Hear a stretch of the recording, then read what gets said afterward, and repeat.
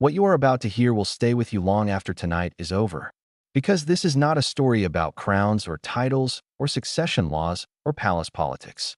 This is a story about a grandfather and two grandchildren he has barely been able to know, and a letter that was never supposed to exist. Hello, friends.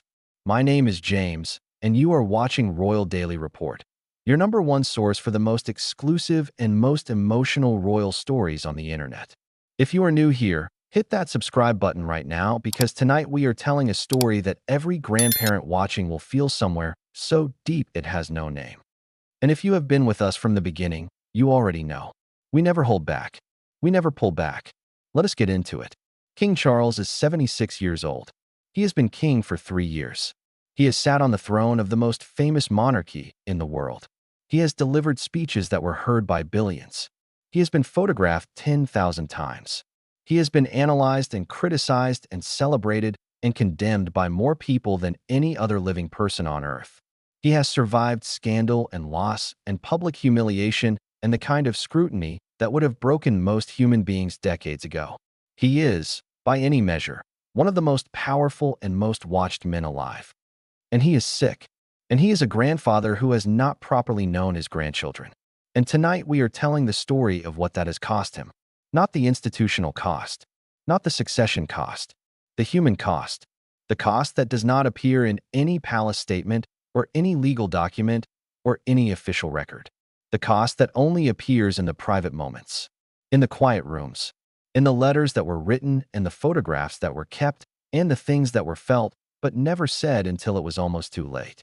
Our source is someone who has been close to Charles for many years. Someone who has watched him become king and watched him fight cancer and watched him navigate the most painful family situation any modern monarch has faced. Someone who came to us this week not with scandal, not with controversy, but with something quieter and more devastating than either of those things. They came to us with the truth about what Charles feels when he thinks about Archie and Lilibet. The private truth. The truth that exists beneath the palace statements and the legal positions and the carefully managed institutional responses. The truth that a grandfather carries alone in the rooms where nobody is watching. It started with a box. Our source describes a box that sits in Charles's private study at Highgrove. Not an official palace. Not Buckingham Palace with its staff and its formality and its institutional weight. Highgrove.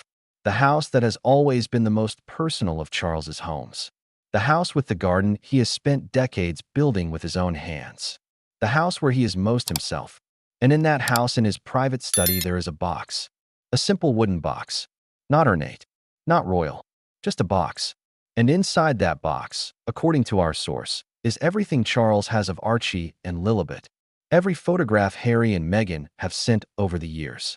Every drawing that Archie has made at school that somehow found its way across the Atlantic. Every small artifact of two childhoods being lived 5,000 miles away from a grandfather who sits in a study in Gloucestershire and opens a wooden box when the weight of the distance becomes too much to carry in the abstract.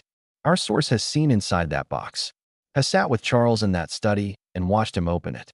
And they described what they saw with a care and a detail that told us everything about how important it was to them that we understood what we were being told. There are photographs going back to the beginning. Archie as a newborn. The famous photograph of Harry and Meghan holding him in the hospital that the whole world saw. But also others. Private ones. Archie at 3 months asleep in a way that only newborns sleep. Completely, absolutely. With the total surrender to unconsciousness that adults spend their whole lives trying to recover. Archie at 1 year old standing for what our source believes was one of the first times. Gripping something with both hands. Face concentrated with the extraordinary effort of being upright. Archie at 2, at 3, at 4. A child becoming himself in photographs, in increments, in the ordinary, unremarkable moments that constitute a life being lived. And Lilibet. From the very beginning. From the first photograph Harry and Meghan sent when she arrived. A private photograph, not the public one. A photograph of a newborn with her eyes closed and her fists curled and her face carrying that particular expression of profound seriousness that newborns have, as if they have arrived from somewhere important and have not yet decided whether this new place meets their standards. Our source says Charles picks up individual photographs, holds them, looks at them with an attention that is different from the attention he brings to official portraits or ceremonial images. The attention of someone looking for something, looking for connection, looking for the thread that runs from him to these children across 5,000 miles and 6 years of complicated history, looking for himself in their faces, looking for his mother, looking for Diana, looking for all the people who are gone and all the people who remain and all the continuity that a grandchild represents when you are 76 years old and sick and aware, in a way that younger people are not yet aware, that the time for looking is not unlimited. Our source told us about a specific evening. An evening 6 months ago when they were with Charles at Highgrove and Charles had the box open on the desk in front of him. And Charles said something that our source has thought about every single day since. He said, "I keep trying to remember what age they are now. I know Archie is 6. I know Lilibet is 4. I know these things factually, but I do not know them the way a grandfather should know them. I do not know what Archie's voice sounds like when he is excited about something. I do not know what Lilibet does when she is tired. I do not know their rhythms, their moods, their particular versions of the ordinary things that grandchildren do. I have photographs. I have these photographs, and they are everything to me, and they are not enough. They are nowhere near enough. And I do not know how much longer I have to close that gap. And I am frightened. I am genuinely frightened that the gap will not be closed in time." Our source said they did not know what to say, so they said nothing. And Charles sat with the box and the photographs in his fear for a long time in the quiet study at Highgrove. And then he did something that our source has never forgotten. He took out a piece of paper, his personal writing paper, the kind he has always used for private correspondence, cream-colored with a small crest at the top. And he began to write, not dictating to an aide, not composing something institutional, writing with his own hand. The way people used to write before everything became managed and mediated and processed through layers of communication. He wrote for 40 minutes. Our source sat quietly in the corner of the room and did not disturb him. And when Charles finished writing, he folded the paper carefully and placed it in an envelope and wrote 2 names on the front. Archie, Lilibet. And he placed the envelope in the wooden box with the photographs. And he closed the box. And he sat back. And our source says the expression on his face after he closed that box was something they had never seen on Charles before. Not peace exactly, but something adjacent to peace. The particular feeling of having said something that needed to be said, even if the people it was said to had not yet heard it. Our source does not know everything that was in that letter. But Charles, in the months since, has shared fragments. Not the letter itself. Fragments. Things he said in the letter that he has mentioned in private conversation as things he wanted his grandchildren to know. And our source has shared those fragments with us tonight. And we are sharing them with you. Charles wrote to Archie about gardens. About the garden at Highgrove that Charles has spent 40 years building and that he has always thought of as something he was building for the future. For the people who would come after him, who would walk through it when he was no longer there to walk through it himself. He told Archie that there is a particular tree in that garden. An oak tree that Charles planted when he was a young man, long before he imagined he would ever be king, long before so much of what has happened in his life had happened, that he thinks about when he thinks about Archie. Because an oak tree is something you plant not for yourself, but for the future. You plant it knowing you will never see it fully grown, knowing the people who benefit most from it will be people you will never meet. And Charles wrote to Archie that he is that oak tree. That Archie is what Charles planted when he was young and hopeful and full of love he did not always know how to express. And that whatever else has happened, whatever distance and difficulty and broken things lie between them, the tree is still growing. And Charles watches it from his study window every morning and thinks of his grandson and loves him in the specific, helpless, unconditional way that grandparents love grandchildren, which is different from every other kind of love, which asks for nothing, which is simply there, simply and completely and permanently there. He wrote to Lilibet about her name, about what it meant to him that Harry chose that name. Our source says this was the part of the letter that took Charles longest to write, because the name Lilibet carries so much. It carries his mother, the mother he lost, the woman who was queen for 70 years and who was also, before all of that, a girl who was called Lilibet by the people who loved her most, who was called that by a family who saw not the monarch, but the person. And Charles wrote to his granddaughter that her name is the most precious gift Harry could have given him, that every time he says it, Lilibet, just the word, just the sound of it. He feels his mother close in a way that nothing else produces. That this 4-year-old girl in California has given an old man something he did not expect and cannot fully explain. A feeling of continuity, of the people who are gone still being present, of the thread that runs through a family across generations and across losses and across all the things that break and all the distances that open up. That thread still holding, still connecting, still carrying love in both directions across time and across oceans and across everything that has made the simple things so complicated. He wrote to both of them about Harry. Our source says this was the part of the letter Charles rewrote several times. Because writing to his grandchildren about their father required an honesty that Charles found difficult. Not because the honesty was painful, it was, but because Charles is someone who has spent his entire life having his words managed and shaped and filtered through institutional consideration. Writing something true and personal and completely unmanaged was not natural to him. It required effort. It required him to put down something that he has spent 76 years picking back up. The armor, the composure, the distance that royals maintain from their own feelings as a matter of professional survival.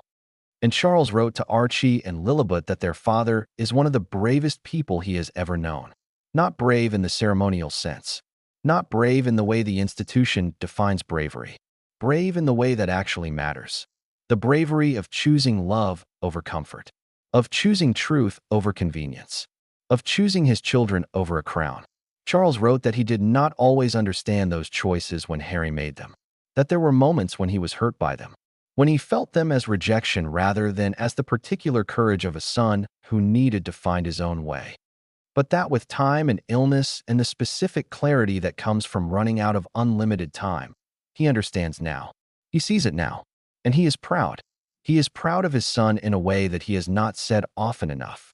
In a way that fathers are supposed to say, and that Charles, shaped by his own father and his own institution, and his own lifelong inability to easily express the things that matter most, has not said nearly enough. And he wanted Archie and Lilibet to know it. Wanted them to know that whatever complicated things exist between the adults and their family, their father is someone to be proud of, someone who chose them, someone who will always choose them. And that their grandfather sees that, and loves Harry for it, even now, even across everything, loves him for it. The letter is still in the box. Still in the envelope with the 2 names on the front. Still waiting. Our source says the question of whether it will ever reach Archie and Lilibet is something Charles thinks about, is something he has discussed, whether to send it now or whether to keep it, whether to let it be something they find one day when they are old enough to fully receive what is in it, whether to send it through Harry and trust that Harry will know when the time is right. Charles has not decided. Our source says he may never decide. That the letter may stay in the box with the photographs until Charles is no longer here to open the box himself. And then it will be for someone else to decide what to do with it. For Harry to decide. For Archie and Lilibet themselves to decide when they are old enough. For the people who love these children to decide what they need to know and when they need to know it. But our source said one thing at the end of our conversation that has stayed with us completely. They said, "I have worked near this family for a long time. I have seen things that moved me and things that troubled me and things that I will carry for the rest of my life. But nothing has stayed with me like the image of that man in that study with that box. A king, with all the power and the ceremony and the institutional weight that word carries. Sitting alone with a wooden box of photographs of 2 children he barely knows. Opening it carefully, looking at each photograph with that particular attention.